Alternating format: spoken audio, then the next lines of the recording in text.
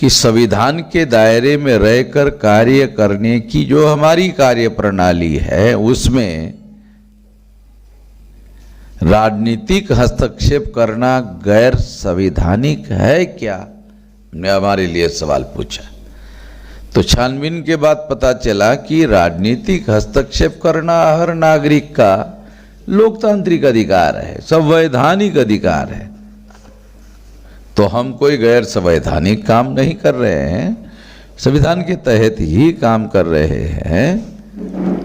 इससे हमारे आंदोलन की विधानसभा के अधीन जो कानून बनाए जा रहे हैं हमारे लोगों के खिलाफ में को रोक लगाने का काम भी कर सकते हैं। तो हम लोगों ने उस हस्तक्षेप को स्वीकार किया और उसके तहत 9 अक्टूबर को लखनऊ के रमाबाई अंबेडकर मैदान में ने बड़ी रैली की। वो इतनी बड़ी रैली थी कि मायावती ने जो कार्यक्रम हमारे कार्यक्रम में लोग नहीं जाने चाहिए, वो इतनी डरी हुई है।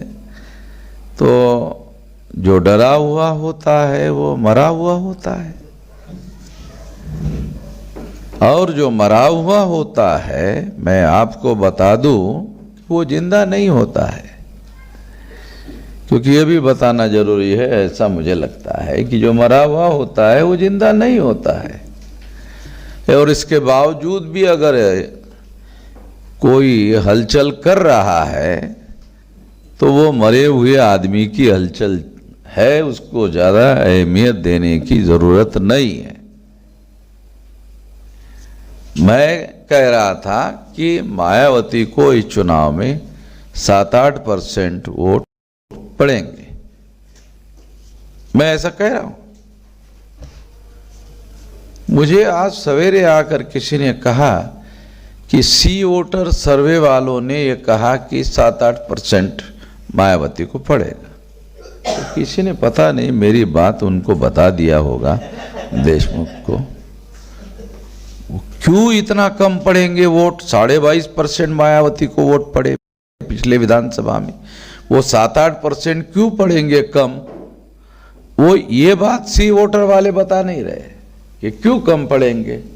वो ये नहीं बता रहे कि ये मायावती का वोट शिफ्ट हो रहा है, ये नहीं बता रहे।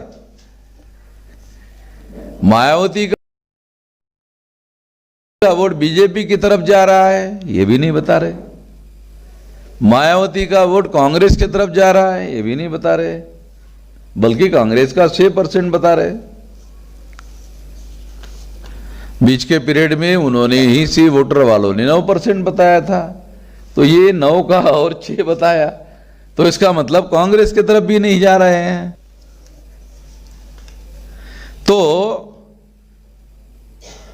ये वो नहीं बता रहे हैं कि समाजवादी की तरफ जा रहे हैं, मगर बात तो यही दिख रही कि वो समाजवादी की तरफ जा रहे हैं, ऐसा बता रहे हैं।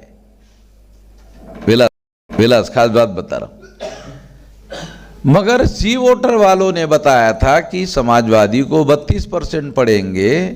तो मैंने कहा समाजवादी को कितना बता रहे हैं? कहा 31 बता रहे। तो फिर तो इसका मतलब मायावती के वोट समाजवादी को भी नहीं जा रहे। अरे फिर जा कहाँ रहे? मतलब हेवन में तो नहीं जा रहे, तो कहीं ना कहीं तो जा रहे हैं। तो नाम लेने को क्यों शर्म लग रही है सी वोटर वालों को कि भाई ये फैक्टर तो नया डेवलप हो गया वामन मेश्राम का। एक पत्रकार ने मुझे पूछा कि आपकी सीटें कितनी चुनकर आएगी। मैंने कहा मैं तो कोई भविष्यवक्ता नहीं हूं, मगर हमारी 2 ताकतें हैं। एक है हमारा उपयोगिता मूल्य, जिसके तहत हमारे वोट ट्रांसफर करवा के सीटों को जितवाया जा सकता है। ये हमारा उपयोगिता मूल्य है, जिससे दूसरों की और हमारी सीटें जितवाई जा सकती है। 2, एक है मैंने कहा हमारा उपद्रव मूल्य। उपद्रव करने की हमारी क्षमता, ये हमारे आंदोलन ने हासिल की हुई शक्ति है, सामान्य बात नहीं है ये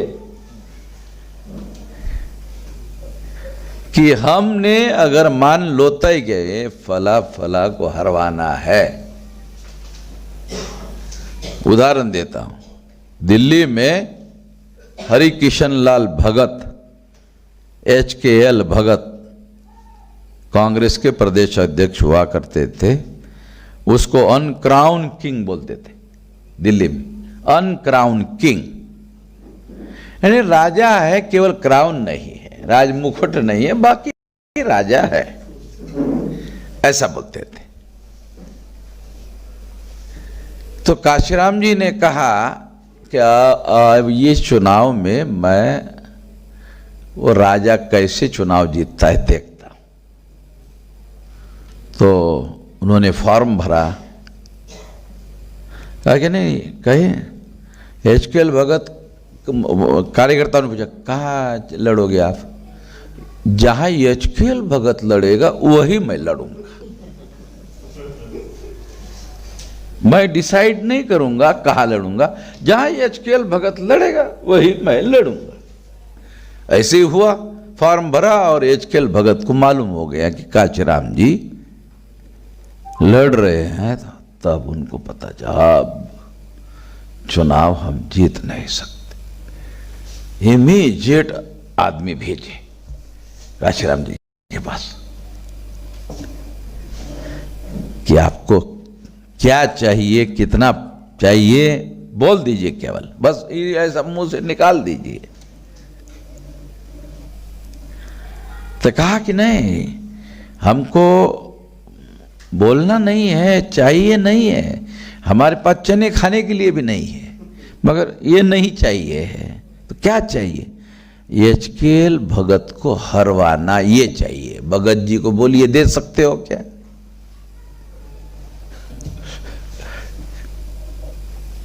ये तो वो दे नहीं सकते। जो दे नहीं सकते फिर बात करने का कोई मतलब नहीं है ना। चुनाव होगा और फिर उस समय काशीराम जी को ऊंट का चुनाव निशान मिला और HKL भगत चुनाव में हार गए, क्योंकि काशीराम जी वह चुनाव जीतने के लिए लड़े नहीं थे और इसको हरवाने के लड़े थे, और HKL भगत चुनाव हार गए। हारने के बाद जानते हो क्या हुआ? जो उस व्यक्ति का सूरज अस्त हुआ वो अल्लाह को प्यारे हो गए, बाद में फिर दोबारा कभी उठ के खड़े नहीं हुए।